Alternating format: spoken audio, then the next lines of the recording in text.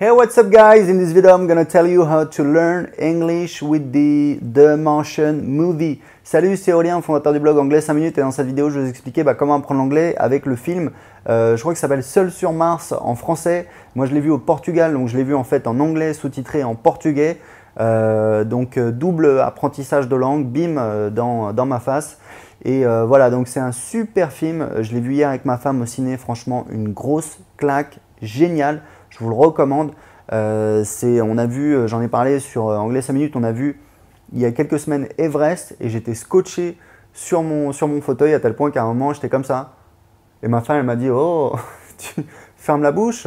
Et c'est la même chose m'est arrivé devant le film Everest. J'étais vraiment sur le cul et je me disais c'est quand même génial quoi, de pouvoir voir des films aussi extraordinaires qui mettent, où on en prend quand même plein la vue. C'est vraiment une chance et il faut en profiter. Donc Seul sur Mars, The Martian, c'est un film avec Matt Damon, c'est un film de Ridley Scott, donc c'est vraiment un réalisateur emblématique qui a réalisé, je crois, le premier Alien, qui a réalisé pas mal de films, voilà, qui est vraiment un très très grand réalisateur. Matt Damon, qu'on ne présente plus, une superstar.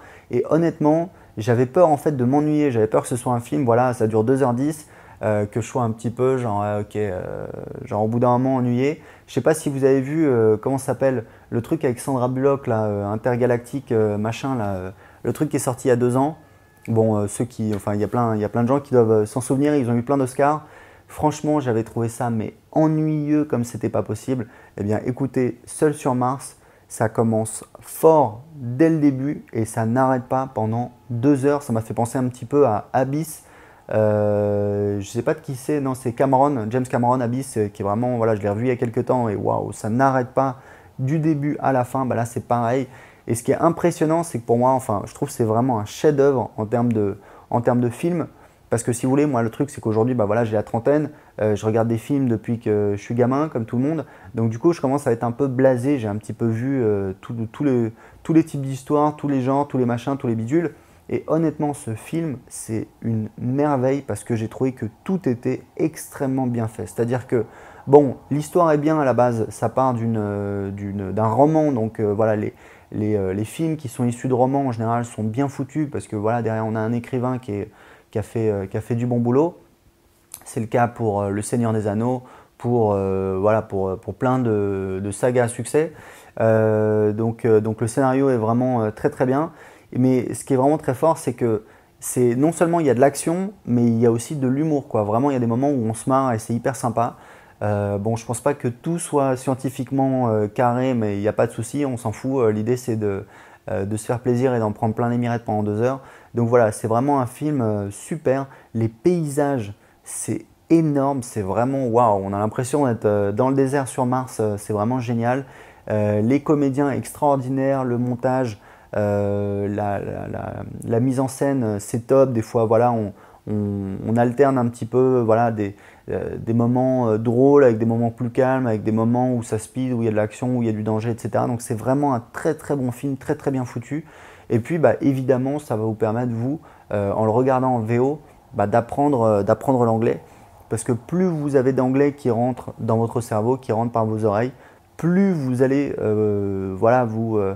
vous familiariser avec ce langage et plus ça va devenir naturel pour vous. Donc je vous recommande vraiment d'aller voir ce film, donnez-lui sa chance, c'est un super film, c'est très important. Si vous voulez, c'est ce que je dis toujours sur Anglais 5 minutes, essayez de faire un petit peu d'anglais tous les jours, mais ça peut être écouter une chanson en anglais et ensuite aller chercher les paroles sur internet.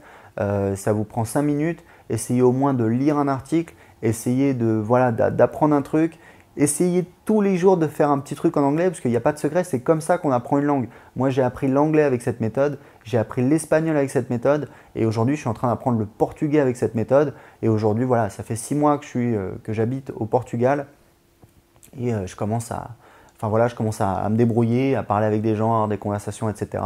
Alors évidemment le portugais c'est très proche de l'espagnol donc ça aide, mais c'est quand même différent, il faut quand même apprendre, l'accent est assez balèze, etc. Il faut s'habituer. Et honnêtement, je suis le premier à ne pas suivre mon conseil parce que je ne fais pas 5 minutes par jour. Je devrais tous les jours potasser un petit peu la grammaire et ça fait des mois que ça traîne parce qu'en ce moment j'ai beaucoup de projets, etc. que je vais partir voyager et que voilà, j'ai beaucoup de choses à préparer. Mais en tout cas, vous voyez, hier, mine de rien, j'ai quand même regardé le film en anglais. Et j'ai tendance, puisque je suis quelqu'un d'assez lecteur, à lire les sous-titres en portugais. Et forcément, en regardant les sous-titres au portugais, comme je comprends l'anglais, en voyant les sous-titres au portugais, ça me permet de faire le lien entre un mot et, et, euh, et une expression, enfin un mot voilà, en anglais et l'équivalent en portugais. Par contre, le problème, c'est la prononciation, parce que je sais que quand ils disent don't move, en anglais, c'est now mexeste, mais je ne sais pas comment on le prononce, ou no meseste, je ne suis pas sûr de comment on prononce le X. Je sais qu'on dit exemplo, mais bref, donc il faudrait que je demande. Donc voilà, donc c'est idéalement, si vous pouvez le regarder en VO sous-titré en VF, c'est très bien. Si vous avez la possibilité de le regarder en VO sous-titré en VO, c'est encore mieux. Et voilà, à un moment, il faudra franchir le pas, regarder les films en VO sans sous-titrer. Au début, c'est vraiment, voilà, inconfortable, c'est pénible. Moi, je me souviens qu'à l'époque, voilà, il y a 2-3 films où honnêtement, je me disais, est-ce que j'ai vraiment bien compris ce qui s'est passé? Mais après, on s'habitue et il faut prendre le pli.